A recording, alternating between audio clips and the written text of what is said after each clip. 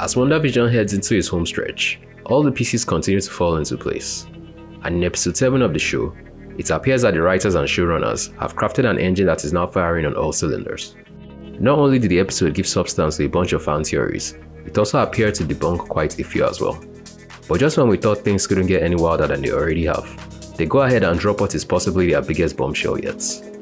Hi guys, Michael Abayimi here, and today I'm reviewing the 7th episode of the MCU show, WandaVision. The last episode of WandaVision had ended with Wanda being forced to increase the size of the Westview anomaly, after Vision nearly died trying to escape it. And in what seems like a direct result of pushing her abilities to the limits, the episode began with her powers starting to glitch out, causing things within the anomaly to phase between their era-specific versions. Wanda attributes the development to being stressed out by recent events, in one of many fourth-wall-breaking addresses made during the episode to an unseen interviewer. The episode itself seems to have shifted squarely into the mid-2000s, with a handheld camera style that was mostly reminiscent of shows like Modern Family and Arrested Development. In the wake of the anomaly's growth, Hayward and the remaining SWAT agents have been forced to set up another temporary base 8 miles outside of Westview, where they continue to plan what looks like some big infiltration of the town. Vision, meanwhile, wakes up to find himself a part of a circus crew, made up of the SWAT agents who had gotten pulled into the anomaly at the end of the last episode.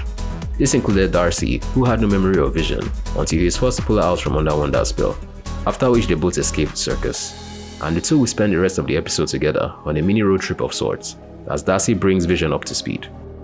Meanwhile, it quickly becomes apparent that Wanda has been having a full mental breakdown, after she adopts a carefree attitude as things around Westview continue to glitch. This prompts Agnes to take the twins away to her house for a day, in a bid to give her some room to recuperate. Monica and Jimmy, on the other hand, make their way to another SWORD base to meet with the scientist friend she had alluded to in the previous episode.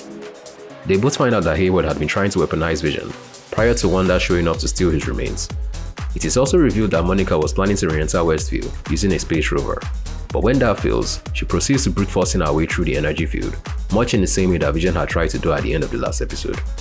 Only she manages to succeed, but not without considerable change to her molecular makeup, which inadvertently gives birth to her special abilities, as seen in her comic book alter ego, Spectrum. She immediately moves to confront Wanda, who is taken aback by a sudden reappearance and new abilities. And just as she was about to reach through to Wanda, Agnes arrives to defuse the situation, taking Wanda to the safety of her home next door.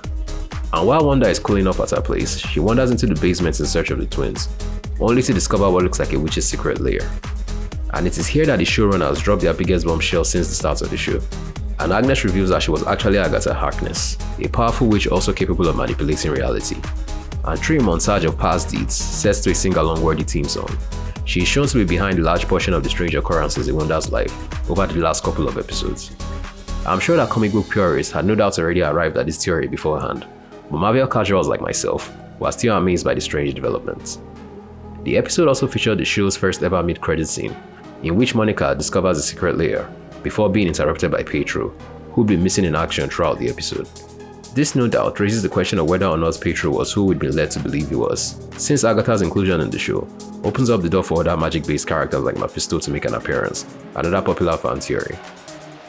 Regardless of what direction the show heads for the last 2 episodes, there is no disputing the fact that episode 7 of WandaVision has successfully set the stage for what is certainly going to be an epic conclusion to the show. The downside to all that setup was that characters like Vision and Hayward were more or less relegated to the sidelines for much of the episode. But even at that, the episode still offers more than enough intrigue and answers to make it feel like one of the most monumental we have gotten thus far. I will give the episode an 8 out of 10. What did you think about the 7th episode of WandaVision? Let me know in the comment section down below. I am also working on a review of the new Netflix film, I Care A Lot, so make sure you subscribe to the channel with notifications turned on if you don't want to miss that review as soon as it goes up. And until the next one, this is Michael, signing off.